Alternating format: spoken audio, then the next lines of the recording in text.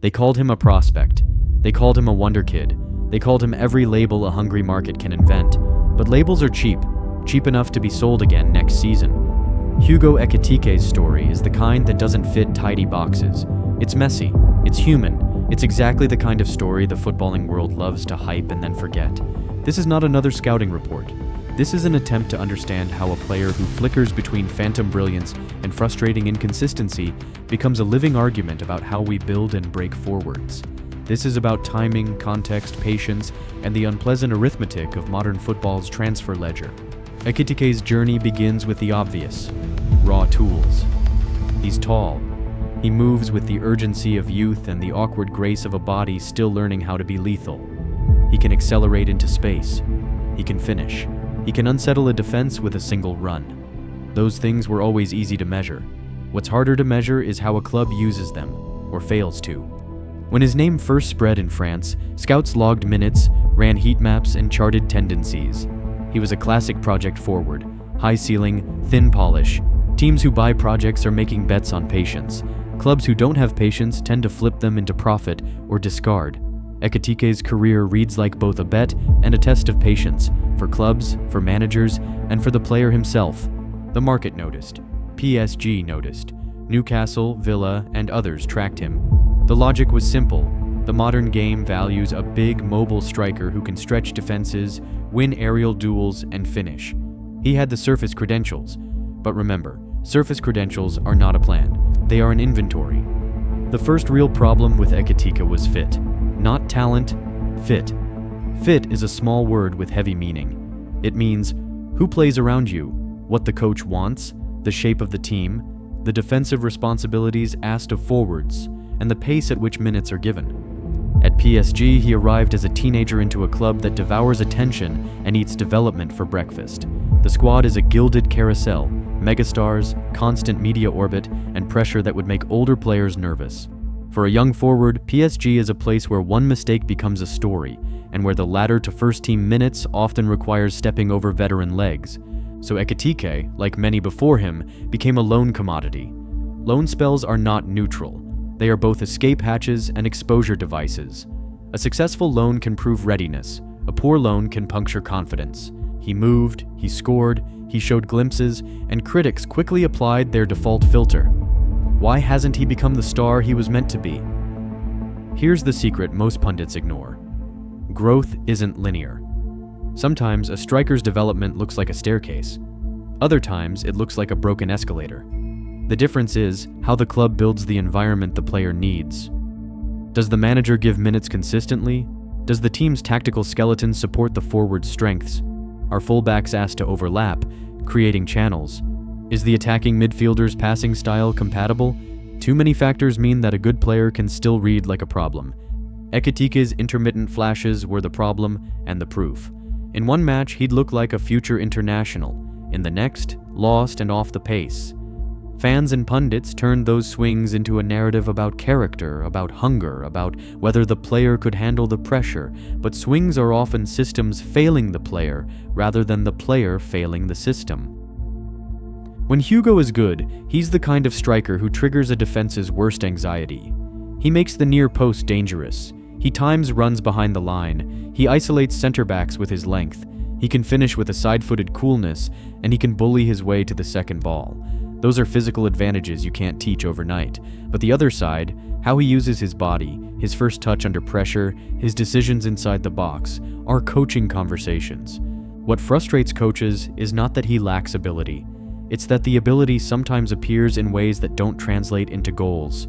He touches the ball a lot, but not in the right moments. He makes brilliant runs, and the pass never comes. He wins aerial duels, and the rebound bounces away. The problem is rhythm. Coaches want rhythm. Systems either create it or kill it. For a striker who relies on movement, the rhythm is the game's heartbeat. With consistent minutes, a striker learns the team's pulse.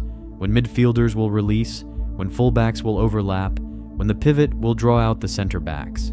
Deny that rhythm and the striker's timing misfires. There's also the psychological layer. A young forward's confidence is not just about scoring, it's about the little cues you get. A coach's steady eye, a teammate's pass at the right moment, the fans' murmur turning to a roar. Ekitike has suffered from the opposite, the murmur becoming a whisper, the coach's substitution happening too early, the pass that should have been played withheld.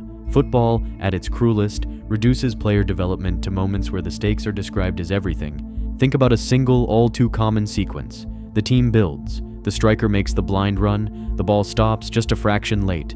The striker hesitates. The chance evaporates.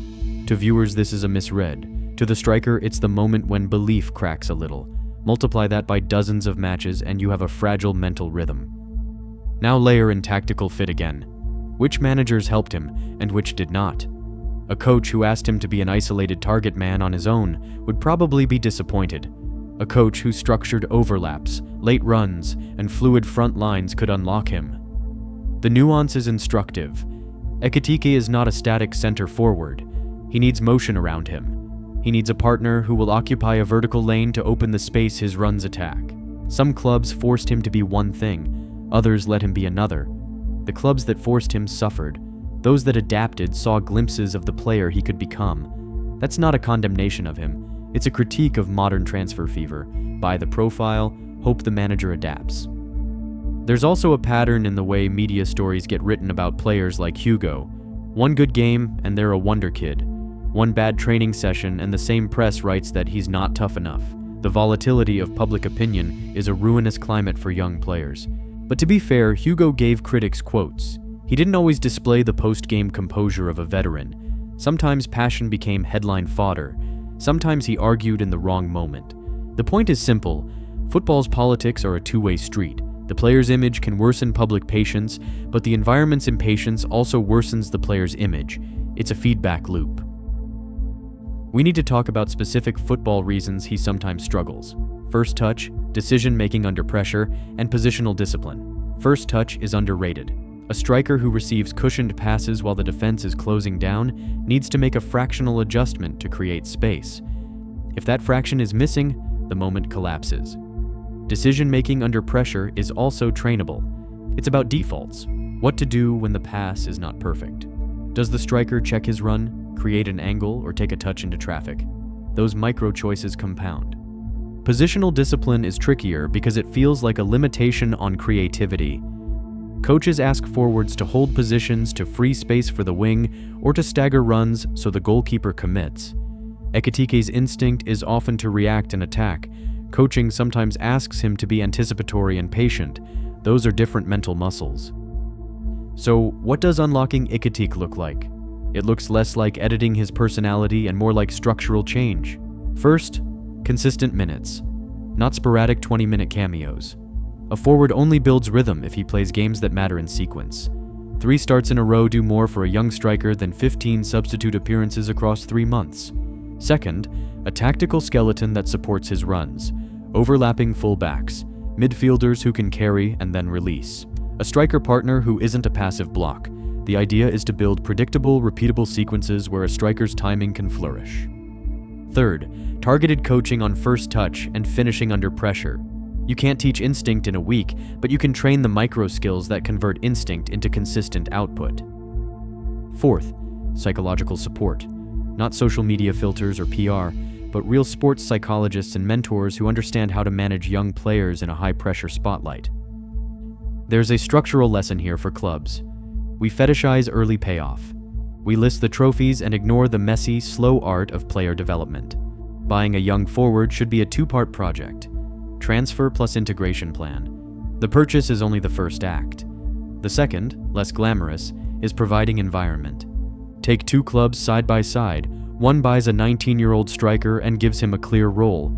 The other buys a 19-year-old striker and asks him to win points immediately. Within a season, the first club may have a player whose value and output rise. The second club likely has a spectacle that tarnishes both the player and the team. Now, it's tempting to point at Ekitike as a case study in wasted talent. That's too facile. If anything, his arc is a case study in the arbitrary cruelty of modern football markets. He's a reminder that talent without architecture is a fantasy asset. Look at the players who succeed. They often have similar support structures, opportunities sewn together, coaches who protect, tactical systems remodeled around their strengths. Young players who explode are rarely accidents. They are the product of deliberate, sometimes boring structural decisions. Will Hugo be one of those players who eventually finds the right house? The answer is probably yes, but not guaranteed. Players like him have all the ingredients. The question is whether a club will treat him as a long-term project or as a quick flip. His next move matters more than his last goal, because the context of playing, the coach, the system, the minutes, will dictate whether his peaks become consistent. There's also the human possibility in this story. Not every striker becomes an immaculate machine. Some become geniuses with glitches. Some become late bloomers whose best years arrive at 26 or 27 when physicality meets experience. Others plateau. The cruel truth, the ones who become legends often had a patient club willing to stomach early failures. Ekitike's career is still being written. He's shown glimpses. The near-post header that arrives out of nothing, the back-post tap-in where timing is everything, the diagonal run that slices a compact block, the hold-up play that draws two defenders and frees a teammate. Those are real skills. They're not illusions. What matters is structure. Can a club give him minutes, shape a tactical identity around his runs, and protect him from the cyclical cruelty of modern media? If yes, you'll get a player who scales. If not, you'll get another name in a cautionary column about transfers. The bigger lesson for football is humility. The market will always be loud. Agents will push. Owners will sign. But talent needs quiet time to grow. The clubs that understand this are rare because the financial incentives favor spectacle. The ones that invest in the slow art of development might be the last true advantage left in the sport. Hugo Ekitike is not a failure. He is an unfinished argument about how we build strikers in the modern game. He is a product of a system that sometimes treats players like inventory rather than people. But he is also a player who has everything needed to back up the hype if one club gives him the patience he deserves. So what should you look for next? Watch how the next manager uses him. Watch whether he starts 3 games in a row. Watch the fullback overlaps and the midfielder's passing tendencies. Watch the game's rhythm around him. And most importantly, watch his confidence. Because confidence is not an emotion. It is a system. It is the product of minutes, structure, and trust. Ekitike's story is not over. The market loves a redemption arc, but redemption depends on design, not headlines. If a club finally builds around him instead of asking him to fit into an ill-conceived role, you'll see what scouts once promised: a striker who combines size, timing, and finishing in a package modern teams crave. Until then, remember this: talent is constant, opportunity is variable. The difference between a star and a cautionary tale is often one smart coach and one patient season. When Hugo Ekitike scores his next big goal and the camera cuts to his face, try to remember the unseen scaffolding that made it possible. Because in football, as in life, brilliance rarely appears from nowhere. It appears when structure and chaos have finally found a balance.